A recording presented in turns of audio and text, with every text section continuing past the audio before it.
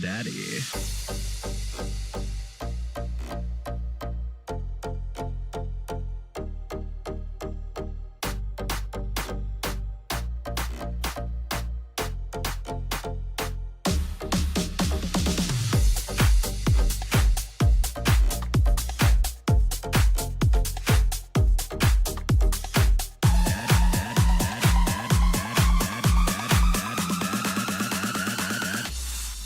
Daddy.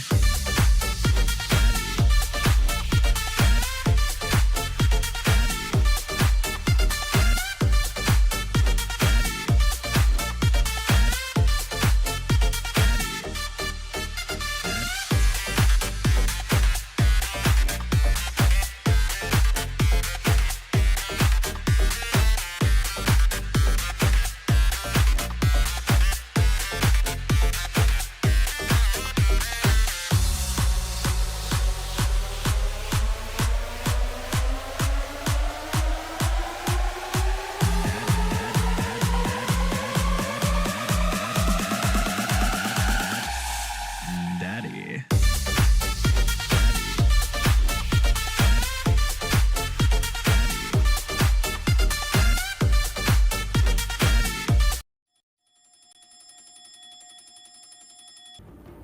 Hello, hello, hello, hello everybody. My name is Sisterly Thrower, and I've been a streamer and content creator for a while now. You may recognize me from moments like these. Yes! Yes!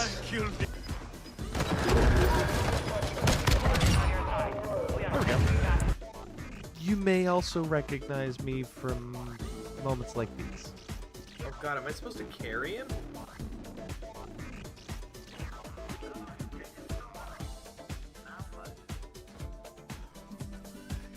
I'm jump. Oh no! For resupply.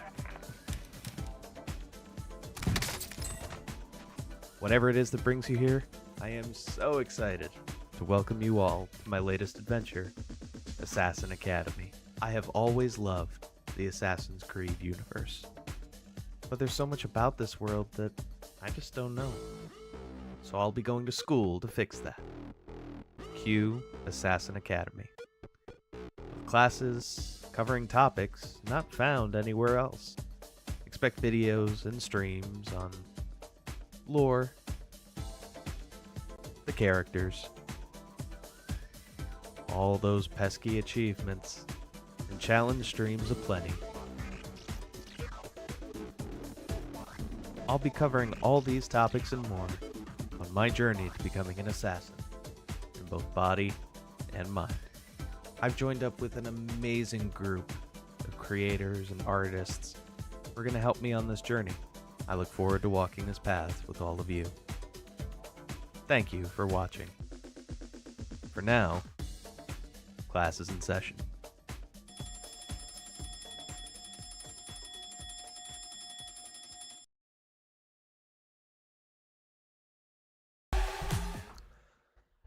Hello, everybody. Thank you so much for joining me for this special day, this day that I've been waiting for a while, being able to really dive in to the brand new Assassin's Creed Shadows official world premiere cinematic trailer. And if that's not a mouthful, I don't know what is. Let me get this, hold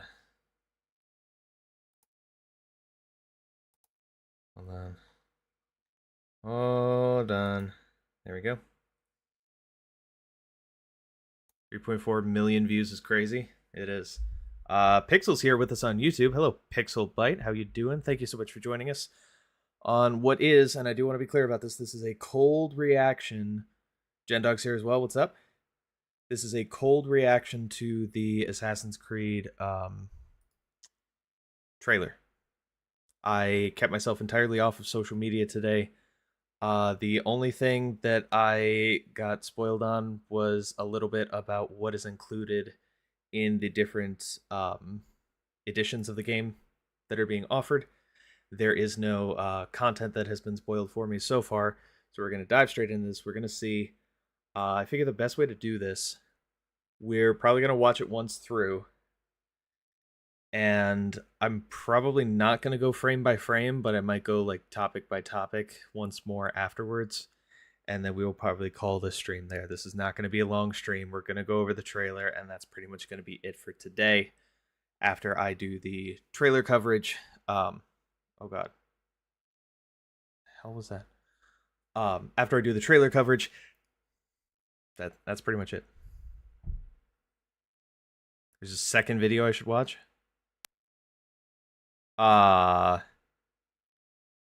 Okay.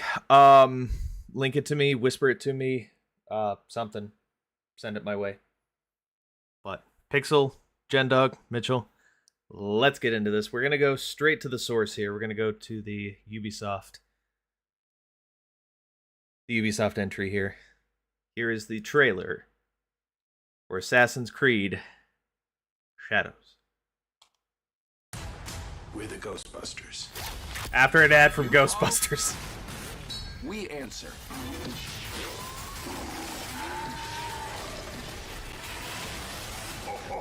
Ghostbusters Frozen Empire. Buy or rent now.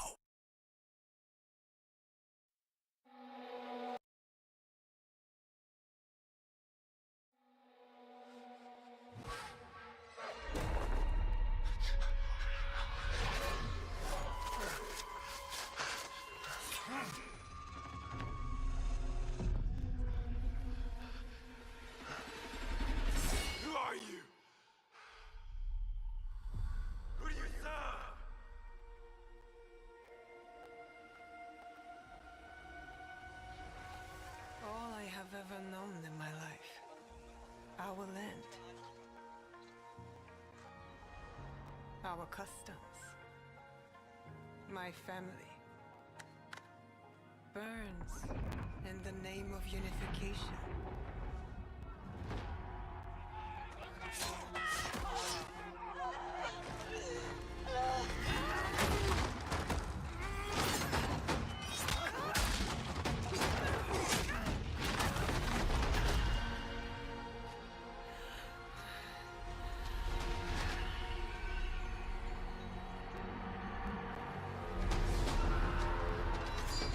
Still a frog in a well, who knows nothing of the sea.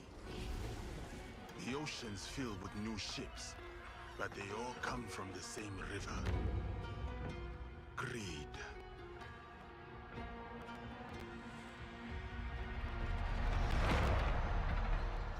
Power.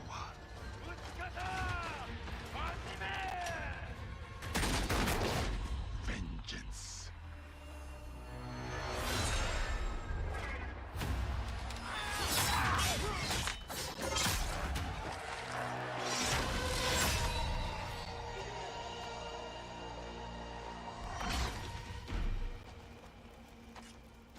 And you?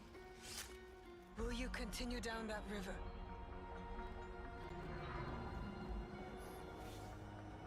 Or choose another path beyond what we see? And we must look for it together.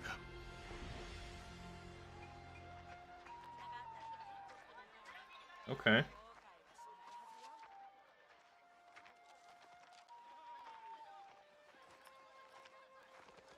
We must learn to trust, rebuild. And follow the blade.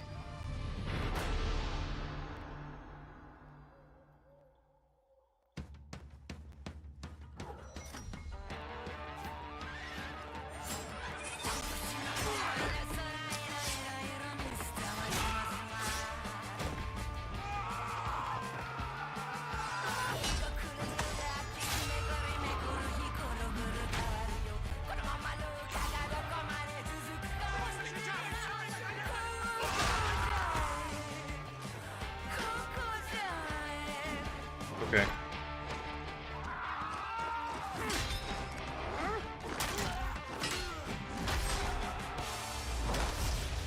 I said, who do you serve?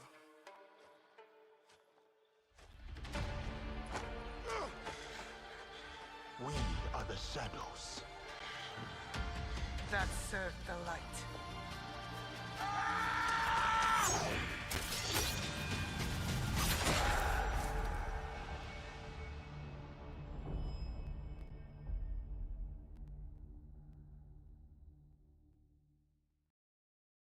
Okay. Let me just do this so it stops there. Of course, I'm in for it. Um, the Assassin's Creed fan base has been asking for a Japan entry, I feel like, forever. So, of course, we're going to be in for this. Of course, I am psyched to see everything in there. Couple of highlights. I do appreciate the notion of two protagonists. The games which have previously worked with two protagonists, like Assassin's Creed Syndicate, I always like that. I always like the delineation between the different styles of how you can go about being an assassin and doing what needs to be done. Um, the weapons are looking interesting. A couple things I did note. Of course, no big surprise here. Assassin's Creed has utilized multiple melee types for the past several entries now. And of course, we saw the Japanese katana, and we saw the I won't pretend to know the actual Japanese name for it, but the big heavy hammer looking thing. Um, that all looked good. On a couple of occasions, I saw the idea of ninja stars, the throwing stars, as weapons being used. No surprise there. Again, that's something I kind of expected to see. I did see a grappling hook at one point, and depending on how they do that, in games in general, I've always been kind of worried about how they institute grappling mechanics. But I could definitely see a lot of interesting uses for that. I'm assuming. Sorry, these are just kind of stream of consciousness thoughts. So if anybody has any thoughts, anything they want to share, please drop it in the chat right now, and we will discuss. But for me, I mean, this is looking great. This is looking great. It's a cinematic trailer, so of course it's going to look pretty. I believe I saw a headline somewhere a couple days ago saying that Shadows is not going to be available on PS4 and Xbox, the One X. Sorry, I blanked on what the last generation Xbox was for a second. It's only going to be on current generation consoles, which is indicative of higher quality, higher graphics.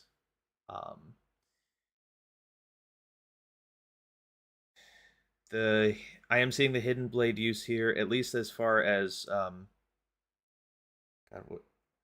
what's her name?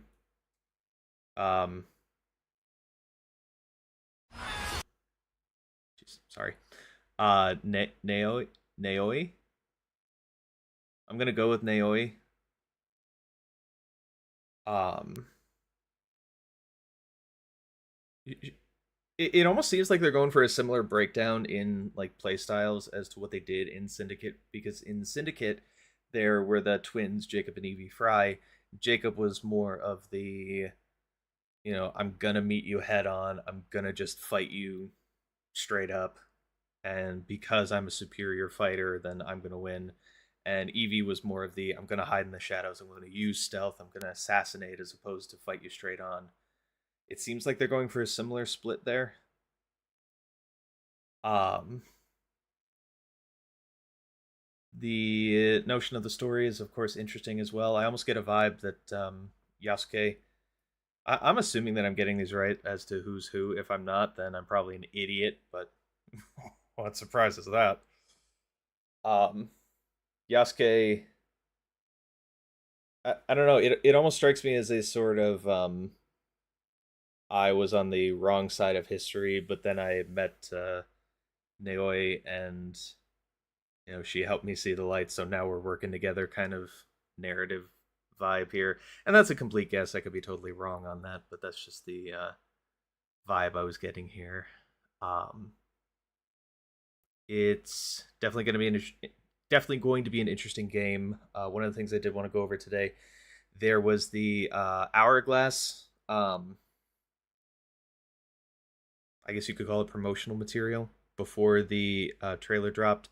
And one of the people on the team, the ones who came before, did do an analysis of that. So I'm going to see if I can find that. Does anybody have any thoughts they want to drop right now before we get into the who are Naoi and Yasuke video.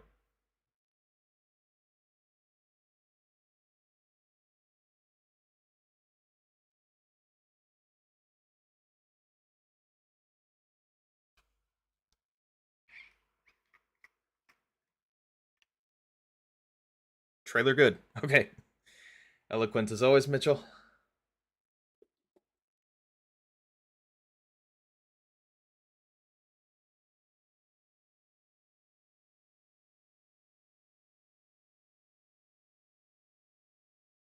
The fact that this video hasn't hit 1 million.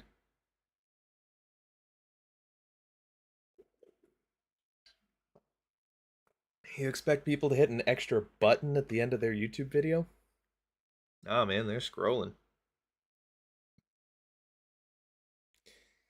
Anybody else has thoughts about the cinematic trailer, please feel free to drop it in the chat. But we are going to keep going here into meeting Naoi and Yasuke.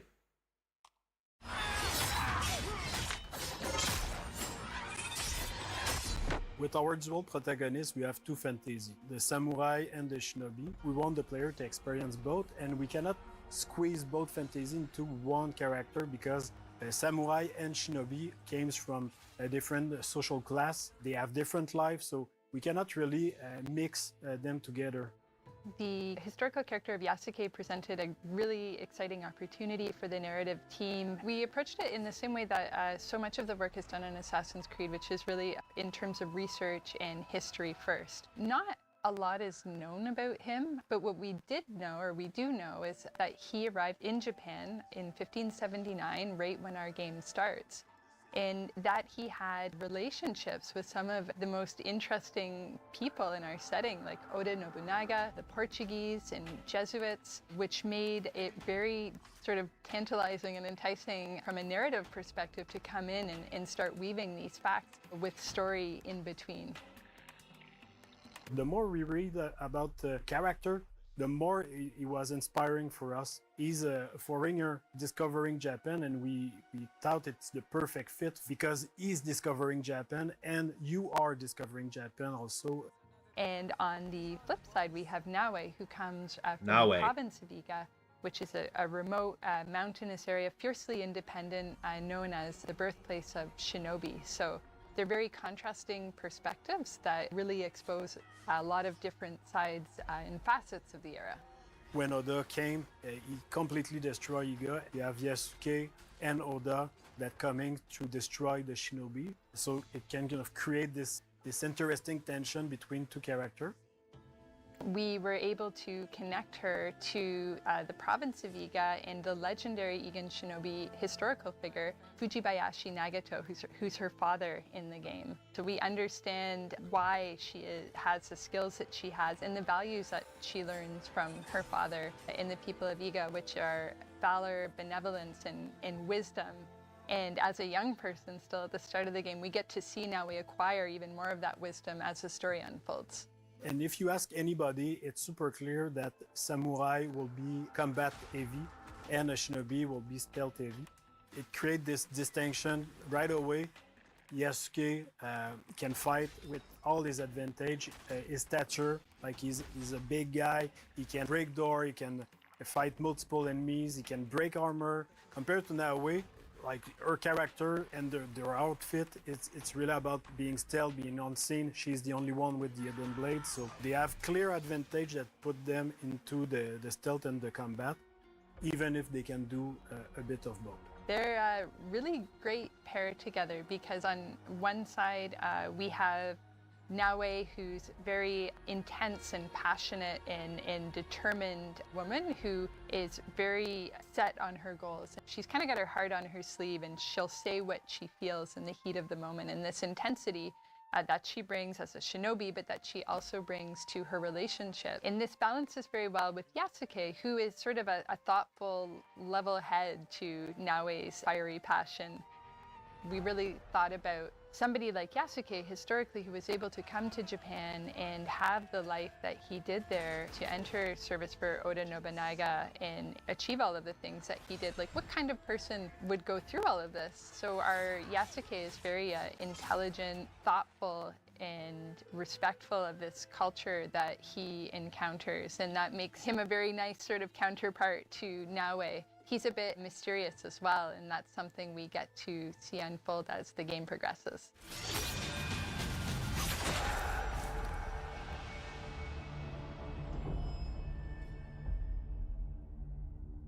Okay.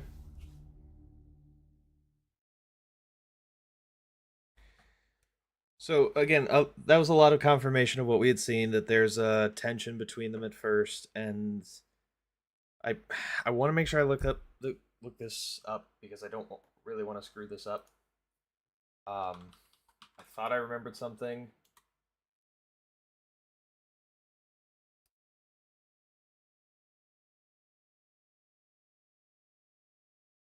Yeah. Yeah, I was right. Okay. So the point that they made here too, for the culture and for the time, to go beyond just how do their two different styles play, as you know, the one playing the game, and just what do their two different styles of work, what does that speak to in the culture of Japan at the time? I actually remember studying this some years ago because, as you guys may recall, I have mentioned that I've been very interested in martial arts for the past 2 decades or so. And one of the things that's going to be really interesting to see play out here is the difference in viewpoint between the samurai and their code and their ethics and the shinobi. Um, Most Americans don't refer to them as shinobi, they refer to them as the ninjas and the ninja clans. But seeing the interplay there between the two of them, the shinobi were seen as dishonorable, disrespectful, because their chosen style of sneaking around and poison and, you know, sticking to the shadows was something that was seen as not as honorable as a fair fight between two samurai meeting in the middle of a field and duking it out to see who's the best.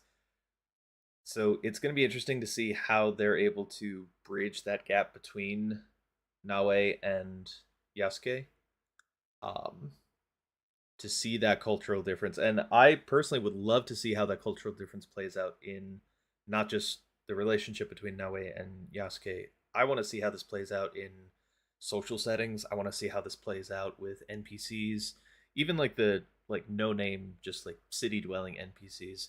When they see a shinobi, when they see you do something, you know, is there going to be that reaction to it that says, oh, you know, we recognize you as part of the, you know, dishonorable, you know, way of life.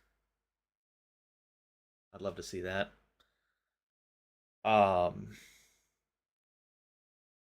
to think what else was in the video. Oh, one thing I didn't mention from the trailer as well, but they had showed it here in the video as well.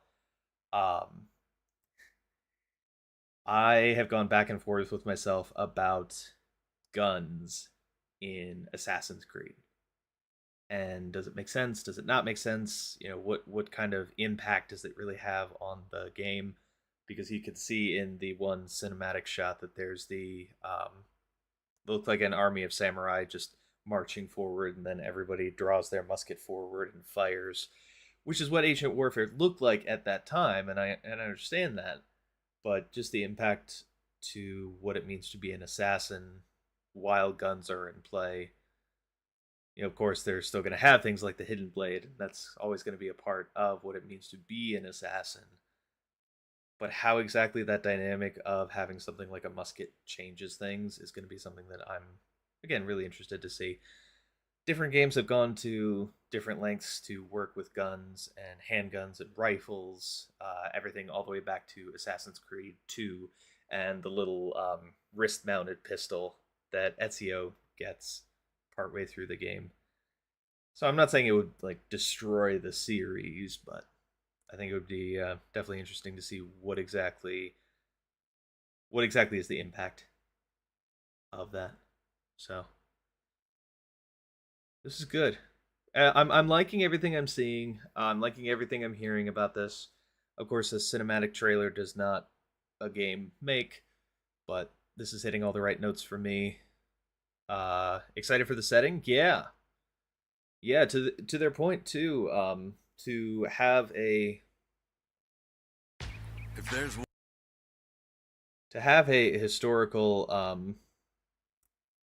to have a historical character like Yasuke does represent a really tempting idea for Ubisoft as a game developer to say, okay, as Yasuke is learning about the area and learning about the land and about the culture, that gives you a very easy and very convenient opportunity to do the same. So it'll be interesting to see how well they're able to do that. And I'm assuming there's going to be some. I don't know if it'll necessarily be quite like the Discovery Tour that you saw in things like Assassin's Creed Origins, but I'm hoping there's some sort of, robust systems that, hey, let's go through these historical documents, let's go through these historical figures to teach the player base, the history and the culture behind it, even if they are taking some liberties with someone like Yasuke that isn't really well documented in history. There are a few things that have been circulating on Twitter. No bird or ecovision in this game. Okay, if we're gonna start doing this, rumors are fine. Leaks I will not cover. As far as rumors like this go about no bird or eagle vision in the game, where did you hear this? If you can point me to a particular tweet, then we will absolutely discuss that at length.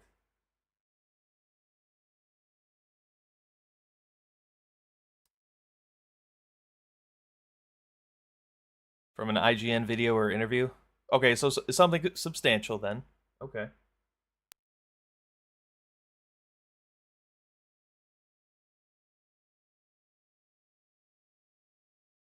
So what we're going to do now, we're going to jump to...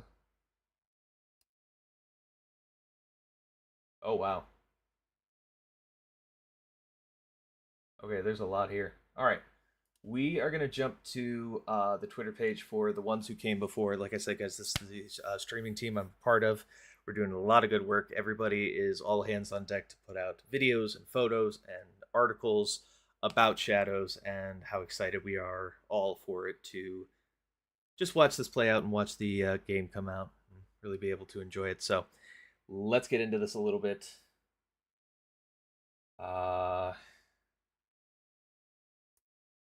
Here.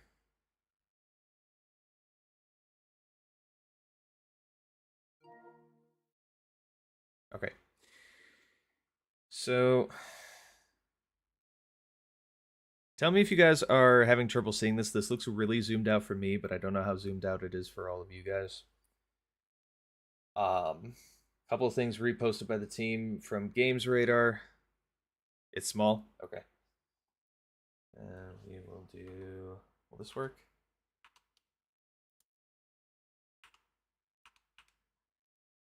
There we go. The Assassin's Creed Shadows open world map is about the same size as Origins Egypt. Okay. Definitely a good thing. I love Odyssey. I love Valhalla. I also do kind of get the notion of those games being too big. So I could agree with something like the Origins map, because the Origins map was substantial. So I can get behind that. From Shinobi's 602, Assassin's Creed Shadow details. Okay, new gen only PS5, Xbox Series X, PC on an updated Anvil engine. Don't know what that is. Takes place in feudal Japan in the year 1579 during the Azuchi Momoyama period. I don't know Japanese history that well, but sure. The time period sees a range of activity including Portuguese merchants, legions of samurai, shinobi, Jesuit missionaries, etc. That's kind of fun for me because I was educated by the Jesuits in high school. But again, this speaks to the culture and everything that it is that's going on, and the ability to just experience these different perspectives and what made Japan Japan at that point in time. Large open world as big as Assassin's Creed Origins. Okay, we covered that. Plays two protagonists, Yasuke and Naoe. Covered that. There are set personal quests where you can play as one or the other, but you can freely switch between both in the open world and during other objectives. Okay, not really a huge surprise here. This is essentially the same thing they did with Syndicate. There were certain things you had to play as Jacob. There were certain things you had to play as Evie, but a lot of the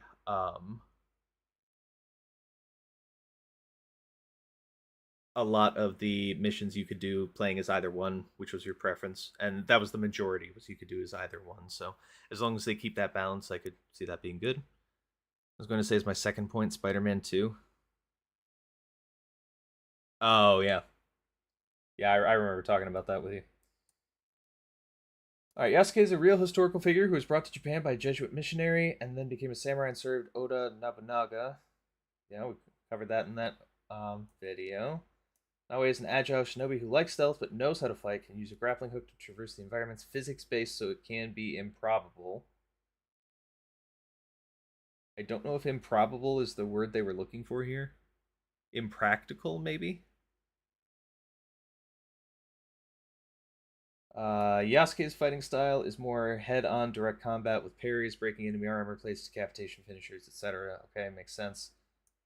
Naoe uses a Sarigama, a chain that can whip around and keep enemies at bay.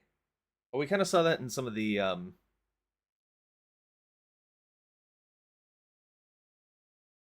thumbnails for the videos.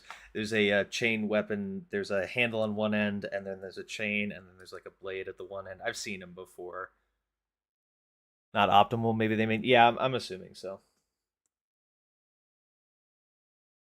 Okay, the team pushed on more destructibility and sliceable objects, with damage realistically replicated from sword slices, arrow puncture marks, etc. Okay, this is always a nice thing to see, just the quality of life updates. If I shoot an arrow at a wall, I want to see a hole in the wall from the arrow. I will say a lot of the key art is very nice. Good.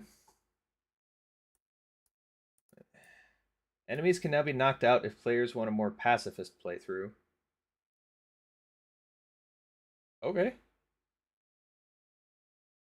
Seems a little odd to me, given the just nature of Assassin's Creed and what it means to be an assassin, but I can't necessarily argue with players having options. Players can now go prone to sneak around. That is interesting. You've never been able to go prone before. Such a small change like that is that's nice to see. A part of me hopes they go the way of what is it? Ghost Recon Breakpoint. I don't know if you guys remember anything about that game or remember any of the material, but one of the things they had talked about in that game and one of the things they implemented was not just being able to go prone to become less visible to enemies, but if you were like out in the woods, you could like cover yourself with mud while you were on the ground in order to become like even less visible to enemies. I really like that. That just tickled me pink. I thought that was a really cool detail. Okay, fully dynamic lighting system illuminated by sunlight, torches, lanterns. Okay, I think that speaks more to graphics than anything else, so good for them. Awesome.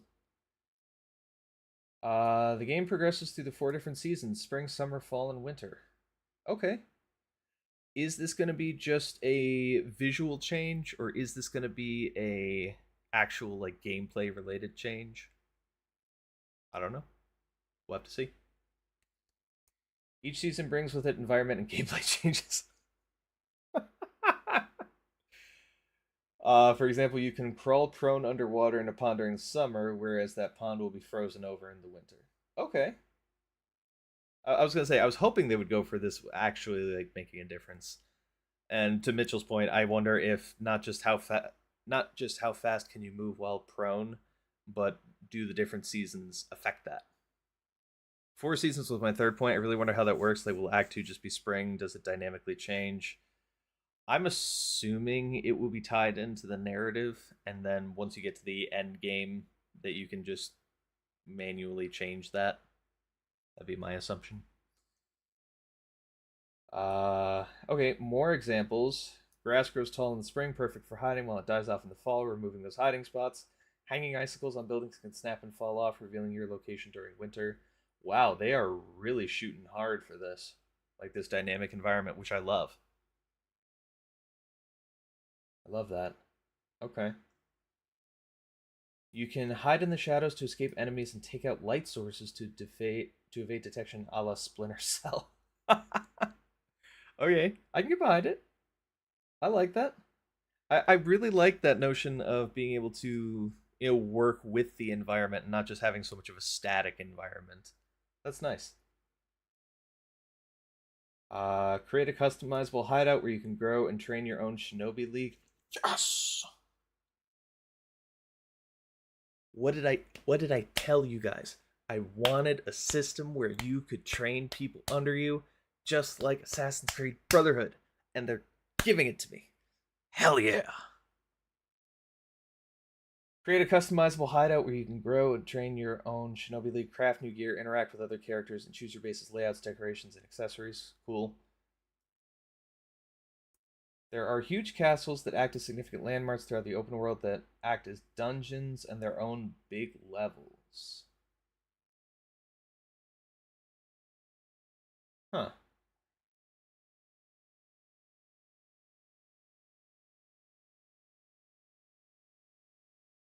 Does dungeons speak to, like, post-game stuff?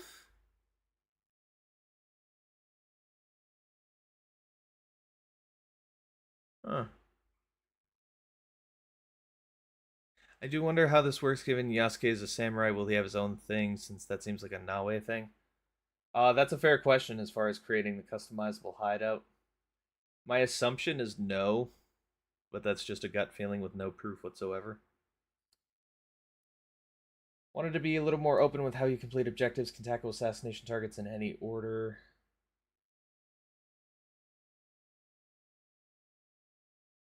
Okay, I don't know what this means exactly. Is this talking about within a particular mission you can tackle targets in any order? Because they've been doing that for a while. Is this, the past few games there's been like the Cult of Cosmos or the Order of the Ancients, and there's been that big, spider web map of the different people that you have to kill. But honestly, you could do the majority of that in any order you wanted to. Unless they're talking about like truly 100% your own order, like you don't have to kill any of them until you kill like the leader of the Templars and then go down from there.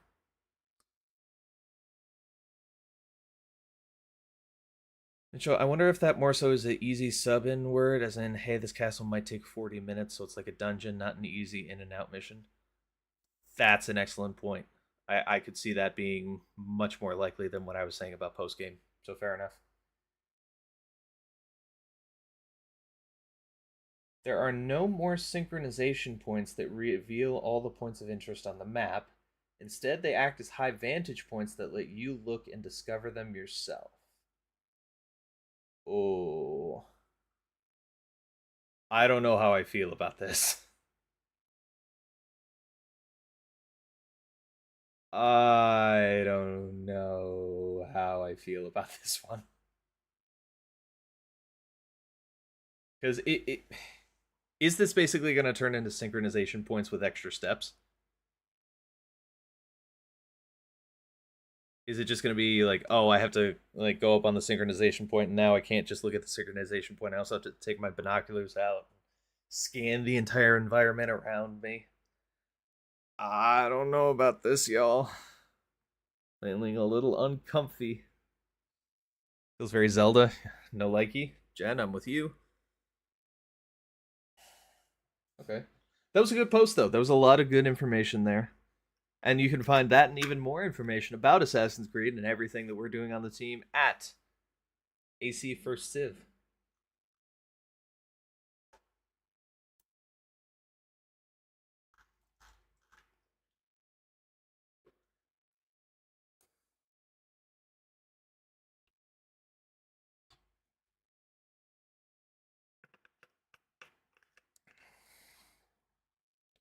I think that can work if there's a lot of them. I don't know. I don't know, just something about that in my gut. Plus, synchronization points are just one of the like that's one of the flavors that makes Assassin's Creed Assassin's Creed. You know, outside of the 2.5D Assassin's Creed Chronicles, every Assassin's Creed game has had synchronization points. Why mess with that now?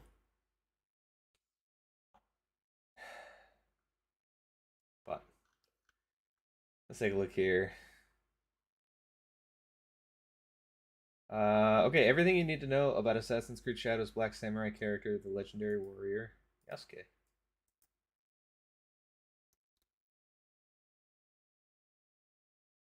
I'm not going to read over this exactly. We can look at the art, though.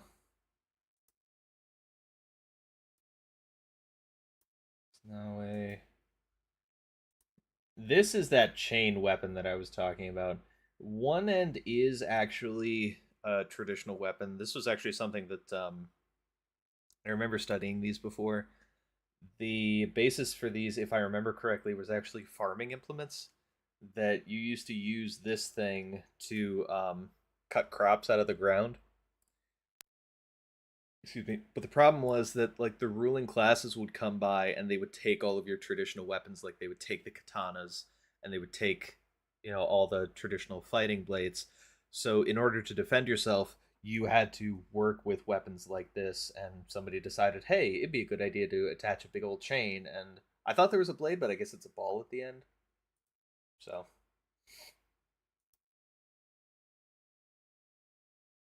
it's looking very pretty.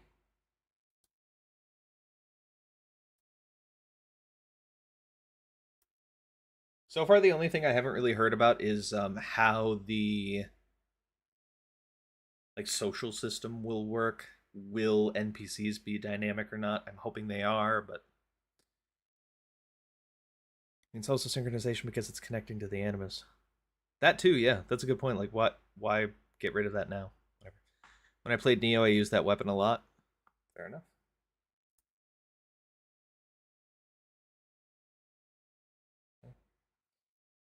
Let's see if there's anything else in here. We're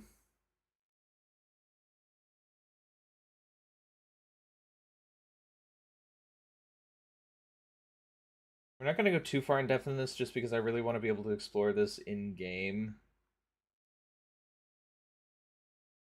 So. Oh, here we go. 40 vital details you need to know about Assassin's Creed Shadows.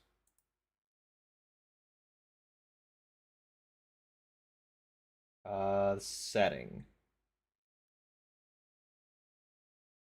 Okay. Azuchi Momoyama period of Japanese history, 1579 will continue in the early 1580s. Time period means this is the first game of the series to feature the Assassins and Templars in their classic form since 2015's Assassin's Creed Syndicate. Okay. So all that this means is that they will be called Assassins and Templars now. It won't be Order of the Ancients and the Hidden Ones anymore. It'll just be what we're used to. A number of historical figures play prominent roles in the campaign. Oda Nobunaga, the Great Unifier, Fujibayashi Nagato, Master Ninja of the Iga clan. Much like Syndicate, Shadows features two protagonists. You could switch between them. Nawe, the fictional daughter of Nagato. She's trained by her father to be a skilled shinobi. Yasuke, real historical figure. Okay, we covered this. Oh, that's a good point. Shadows is the first Assassin's Creed game to ever let you play as a real person from the past. I didn't even think about that. That's a really interesting point. Never before have there been, like, hey, this person's actually based in someone in, like, history. Okay, as the title suggests, Light and Dark is a major part of Assassin's Creed Shadows stealth systems. A new global illumination system creates dynamic light and shadows that affect enemy vision. You can now hide in shadows and even create darkness by destroying lanterns or killing torch carriers. A light meter on the UI shows how well concealed you are from fully visible to completely hidden. Okay, they're going to mess around with light and shadows in Assassin's Creed Shadows. Imagine that. That'll be a lot of fun, though. Is it going to be hard, especially on the like nightmare difficulties, absolutely. But I'm looking forward to it. That sounds like a fun challenge. Servants are a new type of NPC, ranking between civilians and enemies. While they cannot fight, they are able to call in reinforcements and raise alarms. They have their own patrol routes and carry lanterns at night. Ooh. I'm assuming then, and again, this gets to the cultural differences between Nawe and Yasuke. I'm assuming, like, total gut feeling, if Yasuke kills a servant, whatever. Shinobi gonna do what Shinobi gonna do. But if Yasuke kills a servant, I'm assuming, I would hope at least that that reflects poorly on him in respect for the samurai code.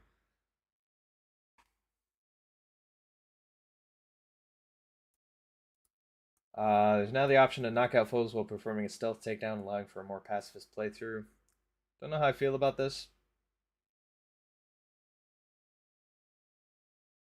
You know, the one thing I will say about this, the one thing that could be interesting here, does being a pacifist actually change the game, like in-game events? Like the example I always use is oh god, why am I blanking? Dishonored. Dishonored, like the more people you kill in Dishonored, the more rats were there, and the more rats were there, the more difficult the game got, or something to that effect. But there's actually a difference made by how you interacted with even like the stereotypical grunt number 3 NPCs. So I could get behind this if there is an actual in-game change. You now crawl along the ground in prone position, allowing you to maintain a lower profile as well as get through small openings. Very good. Nawe has a grappling hook that can be attached to every roof edge.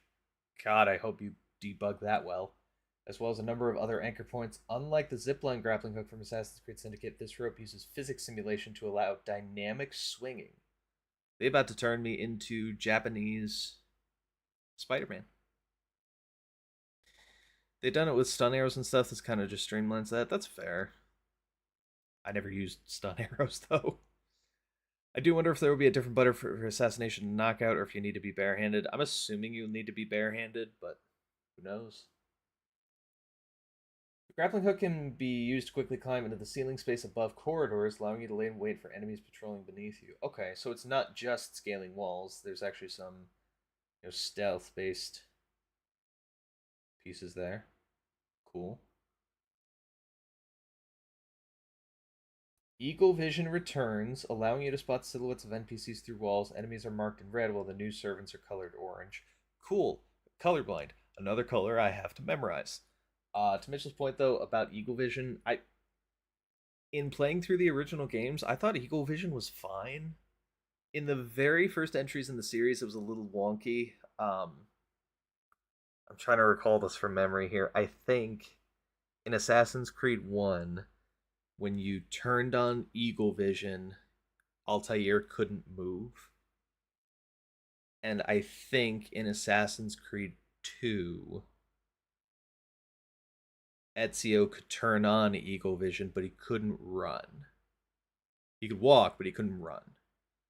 And then I believe from, was it Brotherhood on? Or 3 on? Something like that. You could run while using Eagle Vision. It got me through the first several games. I was kind of taken aback by the whole let's use a bird instead thing. I kind of prefer the old school Eagle Vision, so I'm kind of looking forward to this. But I feel like it only really helps in big open spaces, but I do wonder with the new syncing, getting rid of it is a choice. Yeah, fair enough. The drone-like bird used in Origins, Odyssey, and Valhalla to scout out areas and mark targets is not available in Shadows. You'll need to do your own reconnaissance work. Okay, I don't need the sass. I like it, though. As a shinobi, Nawe is most skilled at stealth. Yasuke can use stealth, but his size and armor plating means he's better at using those skills to get the drop on targets rather than perform a fully silent infiltration. IGN said skill issue. Okay, combat and RPG systems. This era of Japanese warfare did not make use of shields, so your gear does not include any defensive options aside from your armor. Dodges and positioning is paramount. Okay, so we had shields in the past several games before as another piece that you could put on, or if you had to put on in Origins, you could put on in the other games. So they're taking away shields. He's always wearing armor. Maybe he legit makes too much noise to make stealth optimal. I would think that's really cool if they included that. Alright, as a samurai, Yasuko is able to use his weapon at blocking incoming attacks and perform parries. Now is able to engage in combat, but she is unable to block or parry. Instead, she can deflect enemy blows. Ubisoft didn't clarify the difference between parries and deflects, but it may be that parries enable counterattacks, while deflects are a more evasive tactic. That's the only thing that would make sense. That difference there between what a parry is and what a deflection is. Enemy armor has a durability system and can be broken during combat. That has the potential to get really annoying if my armor can break, I'll be honest. I never liked those. Never liked those kind of games. Alright, pretty much every prop in the game is able to be dynamically damaged by your weapons. Katanas will slice through bushes and baskets fruit ninja style. Leaving accurate blade marks. Arrows will leave precise puncture marks, while blunt weapons will smash pots into tiny pieces. Awesome. I do really like that they're fully differentiating the characters. Absolutely. Absolutely. That was one of the criticisms levied against Assassin's Creed Syndicate when it came out. The upgrade tree for Syndicate, there were certain things that you only bought for one of the twins, but there were certain upgrades that you bought for either twin, and to an extent, some of it didn't make a huge amount of sense as far as the differentiation between the twins. Like I remember there was one that you made less noise in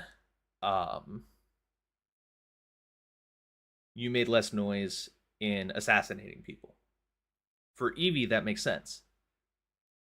But Jacob also got that bonus. So it kind of forced them to be more same than different. I do think this will make Assassin's Academy interesting. Absolutely.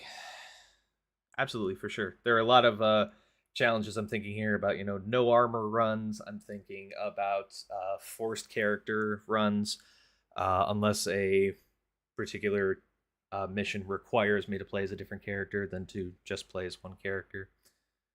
I do think they will share some, like upgrading Eagle Vision. Oh yeah, for sure. I'm not against them sharing some, but there was such a stylistic concern that I had with like the example that I gave. Like Jacob shouldn't be getting a bonus to how quiet his assassinations are. I think it would be interesting if Naue only gets multiple assassinations. Exactly. If you're gonna have a stealth character, they're the ones that get all the cool stealth kills and the stealth bonuses, and you have the combat character, they get all the cool combat skills and the combat bonuses. So it's like Ledge Assassinations, the drop down one, like the Yasuke won't get those, he just gets a single one. Yeah, if you're gonna talk about different characters, I want him to be handicapped as far as what he really can do with stealth. Because you can't take away the stealth element completely, but you do need to kneecap it. Many period-accurate weapons are available to use, including katanas, the Kanabo War Club, Yari Spear, Shuriken, Kunai, and the Kusarigama Sickle on a Chain. Covered that.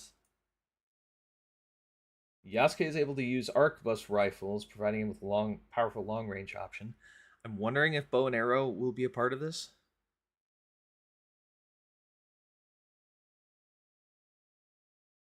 Each weapon has its own skill tree. Investing time into using a particular weapon will improve your proficiency with it. Okay, I like that.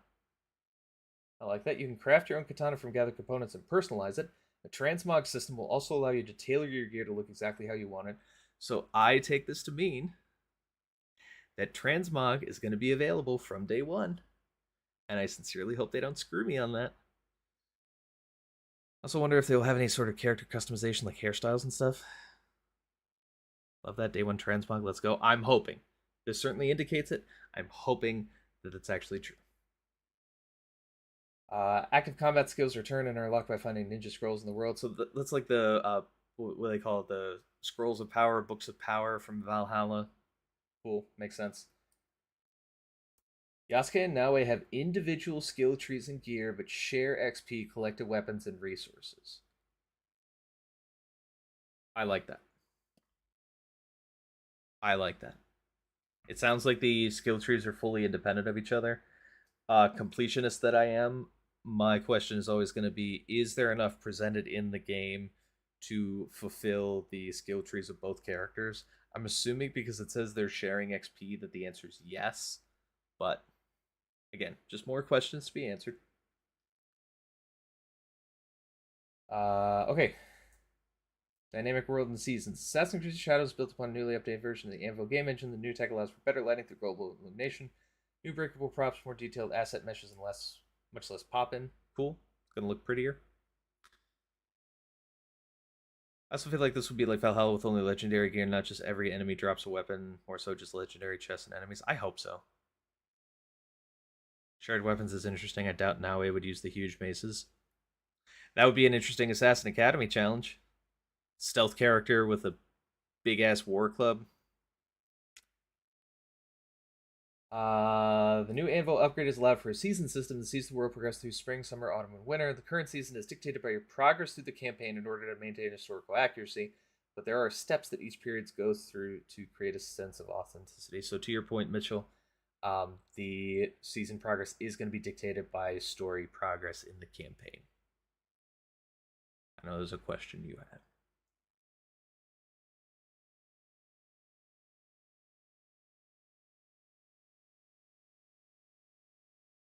Each season comes with unique features that link to gameplay. For example, in the spring and summer, when plants bloom and flower, there will be bushes and long grass to hide, and later in autumn and winter, those plants will die and thus remove hiding spots. Water also freezes in winter, which prevents you from entering pools and ponds. Icicles will form on rooftop edges and can fall if disturbed, potentially giving away your position. All stuff I like to see. All ice level Japan, I shudder. Seasons also affect NPC behaviors. In the summer, enemy samurai cut through bushes in search of you. In the winter, foes stay close to fires in warm places, potentially opening up new, colder paths for you to take. Is there going to be a system which actually affects me in the winter? Is it going to be just health? Is it going to be, oh, I'm just shivering, but I'm still fine? Is it going to make a difference at all? I don't know. Fully dynamic weather system provides appropriate climate conditions based on both the region and season. Severe weather like deep fog, howling winds, and snow impacts enemy sight and sound. A storm is an opportunity to mask your footsteps. Okay. This is all sounding good. The world features a surprisingly detailed ecology system. In spring, for instance, wind will blow gusts of pollen that have been spawned by trees, replicating a real ecosystem. That's just kind of nerdy shit, but I kind of like it. Time to buy the warm doublet and eat spicy pepper food. The map is similar in size to that featured in Assassin's Creed Origins. Replicates the central region of Japan. Okay. Map is divided into regions based on Japan's real historical provinces, including Iga, the home of the shinobi, Arima, the location of a major battle, and Omi, an agricultural breadbasket region. Cool. Okay, sync points. Let's read this. The iconic synchronization points return, but in a reimagined way. Climbing to the top no longer plots a multitude of icons on your map, nor does it trigger the spinning drone shot of the area. Why? I liked that.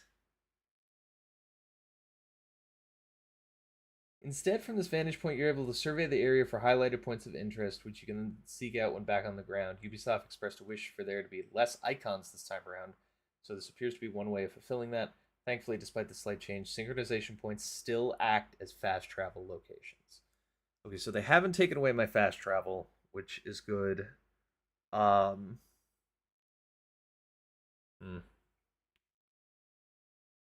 we tag them? I'm assuming so. But again, fair question.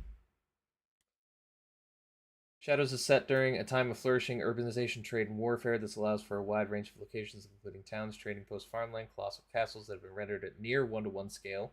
Beyond these settled areas are mountains and forests. Cool. All sounding good. Okay, last section here, assassinations and quests. Shadows features a non-linear campaign largely focused on targets. Ubisoft says that you'll be free to track these targets in any order.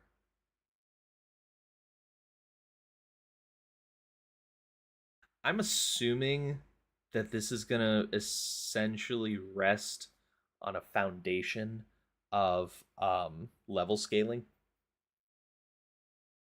That the entire, Templar group is going to be just scaling with you, so that no matter who you go to, they'll be appropriate with you in level. Works in Zelda because of big glowing beacons that show up on the map and overworld. Yeah, I'm assuming there's going to be some indication. I just don't know if it's going to, like, give it to you, I guess. Here's a list. Have fun. It absolutely has to. That's the only way I can see this making sense. Some targets simply exist in the world. You may stumble upon them organically without having researched and hunted them first. Others have more structured infiltration-style gameplay attached to them. Makes sense? I mean, that's kind of like what it was halting down the Order of the Ancients in Valhalla. Sometimes I just ran into those guys at the fish market.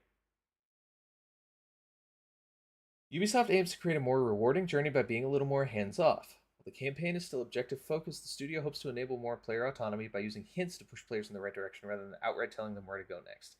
They've been pushing this for a while now, even back into things like Origins and Odyssey.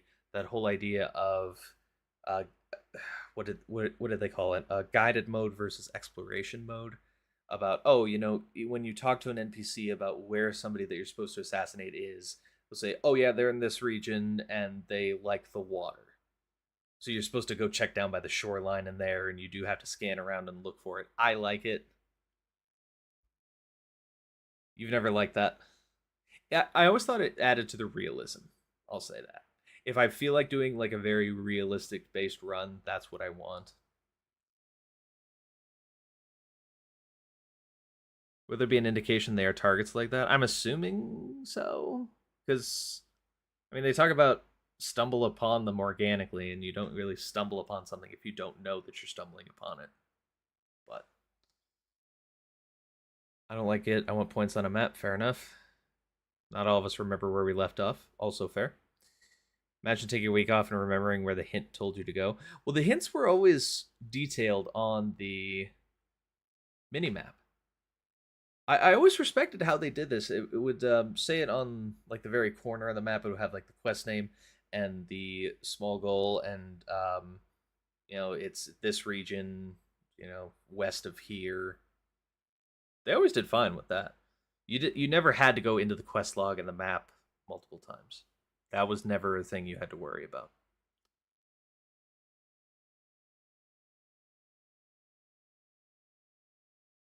Most main quests can be completed as either Yasuke or Naoe, allowing for freedom of approach. However, both characters also have their own specific missions playable only by them, as well as bespoke introduction quests. Makes sense. Side quests and world activities are available beyond the main campaign. Notable things to find in the world include castles, temples, shrines, and art. Awesome. You can build up a spy network of agents who can be sent on missions to gather intelligence on your targets. I'm assuming this has to do with the next point about there's a hideout where you and your allies can gather, but I always love that. I always love like that whole building up of a network thing. I really like resource building games. I've come to realize. I'm okay with like 98% of what's been said. Like I'm really hyped for it. I'm hesitant about the whole synchronization point things. I want to see how it's actually played out. I don't want to make an assumption, but they turned Assassin's Creed into a farming simulation.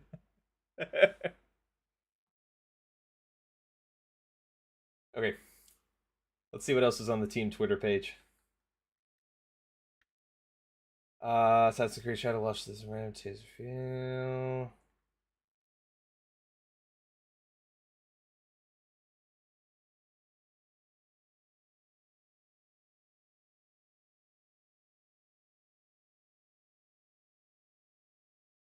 Oh, I will try to find a post about what exactly it is that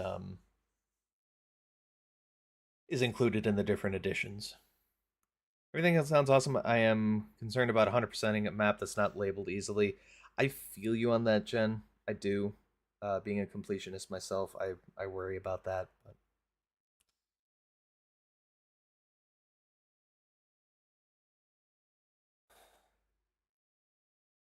Two discs on Xbox, one disc on PlayStation. Where are you seeing that? Yeah, guys. I forget the frequency which we post these things with, but we do have Amazon affiliate links, and these are a big help to us. We do pay our own website costs to maintain the website that I've showed you guys before.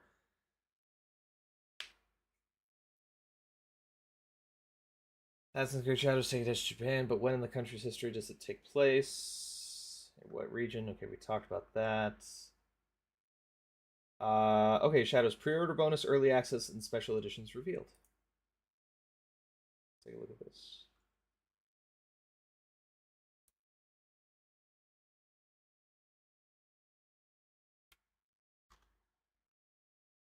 Okay, there are 3 editions of Assassin's Creed Shadows. The standard version comes with a base game and the pre-order bonus if you purchase it before its release date. That pre-order bonus is a bonus quest called Thrown to the Dogs. We don't know exactly what this quest will entail, but it's likely relatively minor, so don't feel like you're missing out too much if you don't pre-order. This will cost you $69.99. Okay, that makes sense. This is about the average modern game now. So $70. I think I saw it on pre-order link someone posted. I think it was Wario64. Okay. I have to go wander the oceans. We'll see in a few years.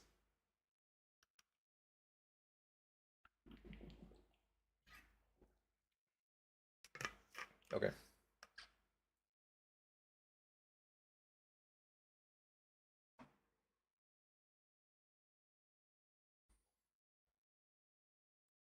The gold edition also includes the base game and the pre-order mission. To the pre-order mission as well, I'm assuming that's going to be something to the effect of Valhalla and the Way of the Berserker mission, which was really cool. I really enjoyed it. Not hugely like game defining, which understandable because not everybody's going to get it, but I'm assuming it's going to be something in that vein.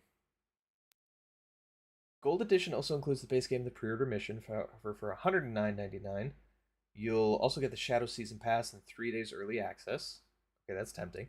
Season Pass includes an extra quest at launch and the promise of 2 DLCs coming down the pike. That is interesting. I am going to assume that it's going to be ultimately kind of like Valhalla was about the France DLC and the Ireland DLC. I think I will say there's no mythology, supernatural elements. No, I haven't seen a single mention of supernatural things. If you're planning to stick with Shadows through its lifespan, this edition is probably the one to pick up when it's all said and done. You should be getting a small discount buying those 2 expansions separately. Okay, finally, the Ultimate Edition costs $129.99, includes everything in the Gold Edition along with the Ultimate Pack. This bundle gives players new gear and weapon sets for both protagonists, the Security Beast and the Dragon Tooth Trinket, plus you'll get 4 unique ornaments for your custom hideout, 5 skill points, Red Dragon Filter for photo mode. Unless you love the look of the gear, this is an option you can safely skip, so you'll likely find better gear by simply playing the game.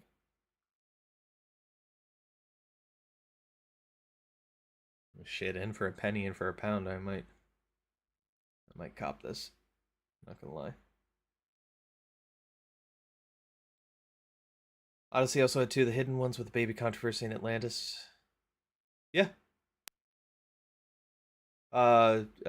Origins had 2. Syndicate only had 1. Unity only had 1. What, you doing with the $250 collector's edition? Probably not.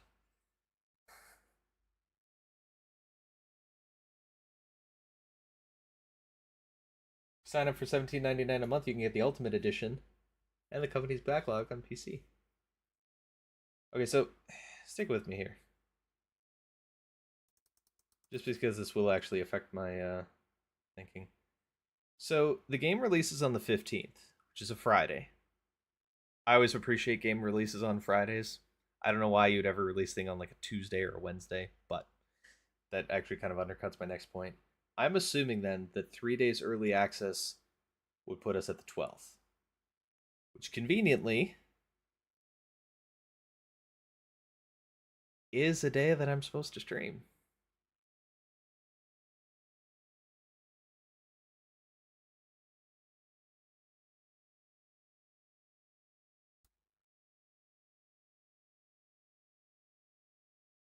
Book releases are always Tuesday. Yeah, it's books though. Who cares about those? Okay.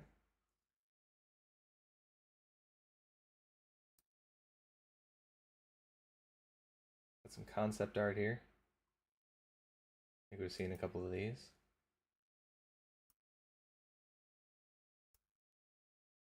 I just have to remind myself that concept art is not actually indicative of the game's like art style upon release.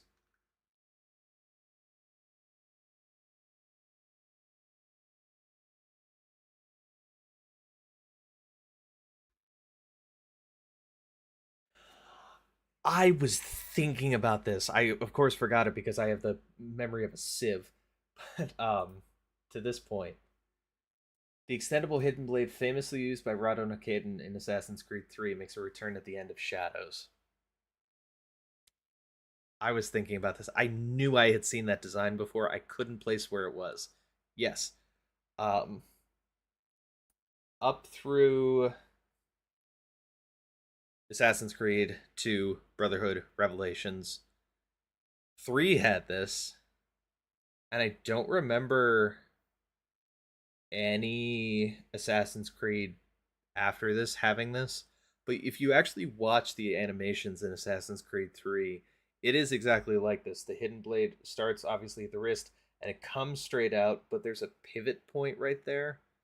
There's like a little hinge so you can grip it like a knife, stab, and then it will just retract back in, which I always thought was cool.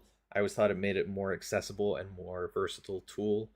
And then we never saw it again after 3, so it is interesting that it's making a return here. This was the thing I thought people would be mad at since the community is very perstingy about the Hidden Blade, but I didn't know it was already a thing in the lore. Yeah. Yeah, Connor, sorry, Raton Hakedon already used this.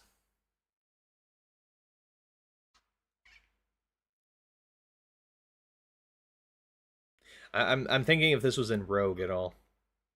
I can't remember. It has been so freaking long since I played Rogue.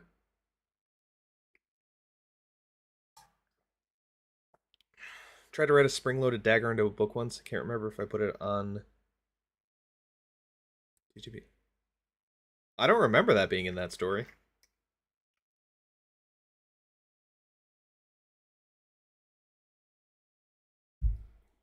Pipe Dream of Pipe Dreams. I would love to meet with the YouTuber.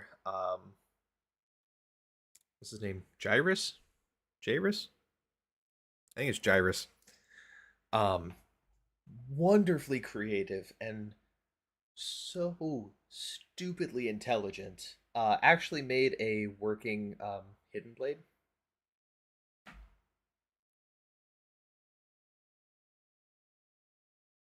I would love to be able to put that on. Like pipe dream of pipe dreams. I would love to be able to do that. Just to see that.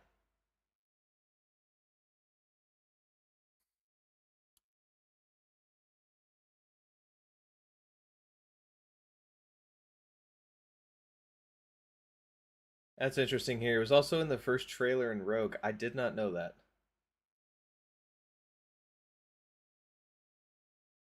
I feel like the mechanics aren't actually that hard if you know what you're doing. Oh, I'm sure they're not. But I don't know what I'm doing. I want a working hidden blade.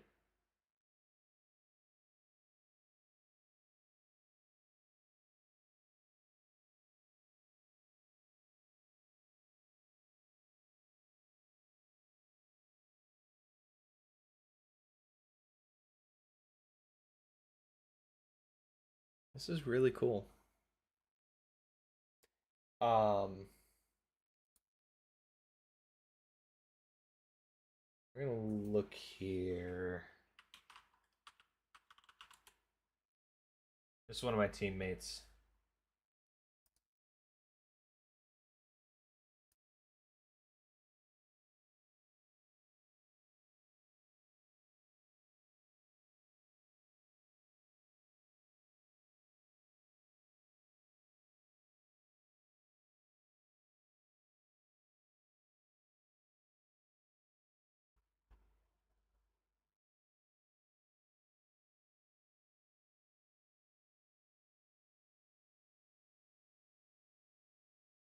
I forgot there was an assassin in Watch Dogs Legion. That was a really cool mission.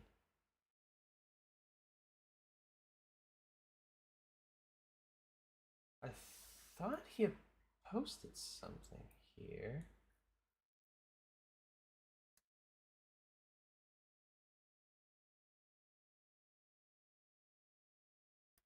Did here?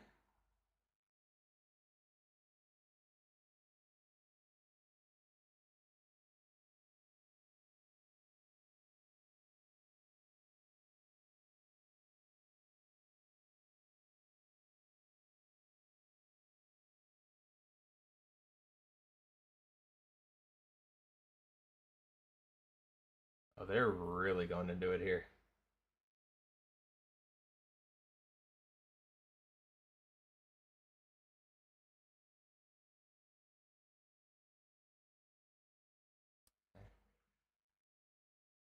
Oh, we take a look at the collector's edition. 2 lithographs, Creed wall scroll, collector's art book, Nawe and Yasuke statue, world map, a life-size Suba is the guard on a katana. Ultimate edition, unique steelbook case. 3 days early season pass, ultimate pack, skill points, pre-order, filter.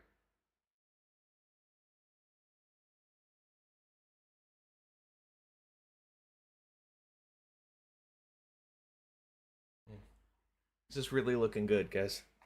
This is really looking good. I, honest to God, a part of me is kind of mad that it's looking so good, because I always have to like come back to that realization. Yeah, it looks good, and you have to wait 6 months. It's fine. It's fine. It's great. It's grand. We're gonna call the stream here because I can't find the hourglass thing that I was trying to find before. Unless they delay it and you have to wait a year. How about you stub all of your toes, Mitchell? Jen, good night. Again, because I want to get better about this.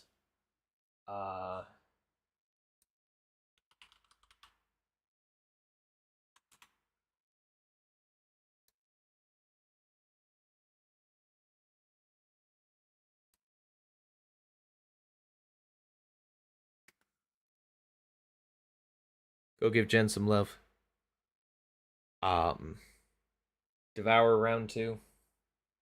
As you can see, I was partially making my way through Jen's perspective the night that we played Devour together, which was a lot of fun. Kind of wanted to kill someone, but it didn't. We got through it. We had a good time. Go give Jen some love, playing some phenomenal horror games, some phenomenal indie games. A lot of good stuff. Wildly entertaining. Jen has been a dear friend, and I know she. I don't know if she goes so far as to say this, but especially given the state of my life, forget friendship. We left friendship in the rearview mirror a long time ago. Jen is a sister to me. Yeah.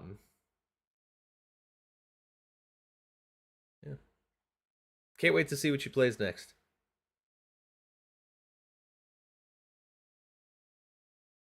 That, and Mitchell is just a hop, skip, and a jump away from resuming his writing on the next greatest fantasy novel. Your brother, me too. Okay, didn't want to assume, didn't want to make you feel awkward, but put it out there. Love to Jen, love to Mitchell, love to every single one of you. Thank you so much for joining me today. I appreciate everybody who stopped by just for a visit in this special event, going over the trailer, going over everything we know about Assassin's Creed Shadows. It's going to be a great game. I'm mad that I have to wait 6 months for it, but God, it's going to be a sweet feeling when that game comes. What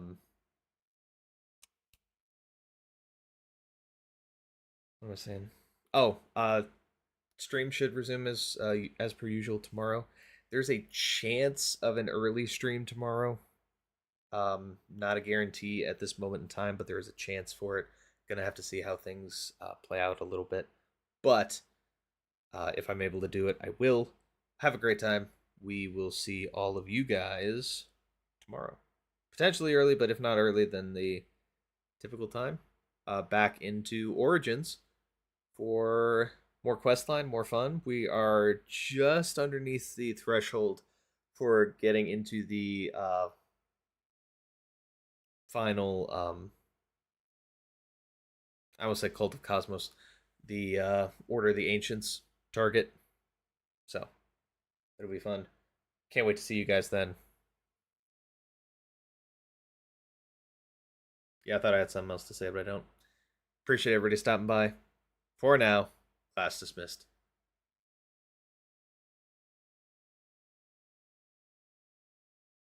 Daddy.